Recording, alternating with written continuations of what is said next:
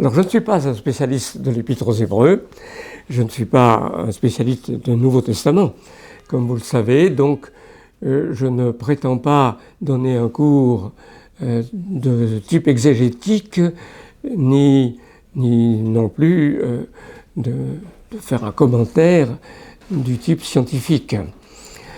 Et pour plus de sûreté, j'ai apporté avec moi les 2 tomes du commentaire de M. Samuel Benetro, qui est le dernier commentaire au moins évangélique en langue française sur l'Épître aux Hébreux, qui est vraiment un petit chef-d'œuvre.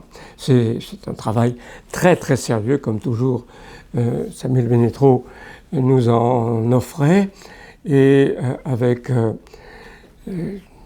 suffisamment d'originalité pour que ses pensées soient tout à fait stimulantes. C'est à la fois donc de très hautes compétences. Alors je ne pourrais pas, en gros 6 heures de cours, vous entrer dans les détails comme il le fait. Je ne prétends pas du tout, mais sachez que c'est un ouvrage de référence pour tout ce que je vais vous dire et que vous pourrez approfondir en utilisant les 2 tomes de ce commentaire de la série Commentaires évangéliques de la Bible, qui est issu de la faculté de Vaux-sur-Seine, la faculté de théologie évangélique.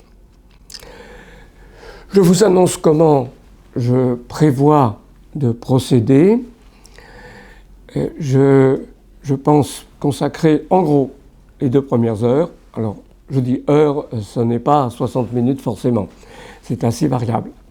Mais les 2 premières heures, aux questions d'introduction, comme on les présente ordinairement, mais j'insisterai sur 2 ou 3 points, parce qu'ils me semblent intéressants pour l'interprétation de l'Épître. Et je prévois, ayant traité ces questions, de présenter le déroulement de tout le message, de tout l'enseignement de l'Épître,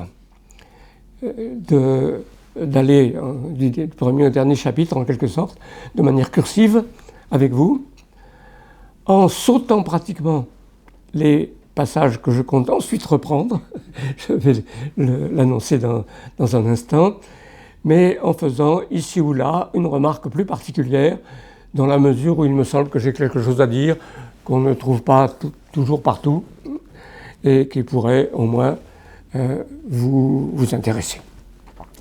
Donc c'est ce que je prévois de faire en gros en 2e heure, un survol assaisonné de quelques remarques ici ou là de l'ensemble de l'Épître. Et puis ensuite alors, je pense revenir sur 4 passages à étudier un peu plus en détail et où j'espère pouvoir aussi vous apporter quelques éclairages intéressants pour vous.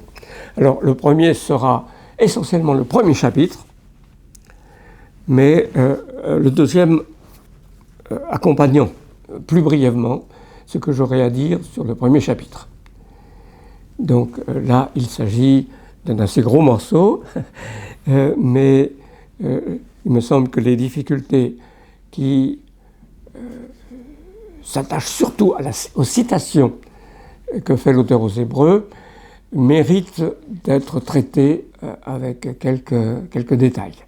Quatre passages sur lesquels je veux m'attarder. Le premier étant le premier chapitre avec le second chapitre plus brièvement évoqué. Le second passage, c'est le fameux passage sur ceux qui ont été une fois renouvelés, qu'il est impossible de renouveler une deuxième fois.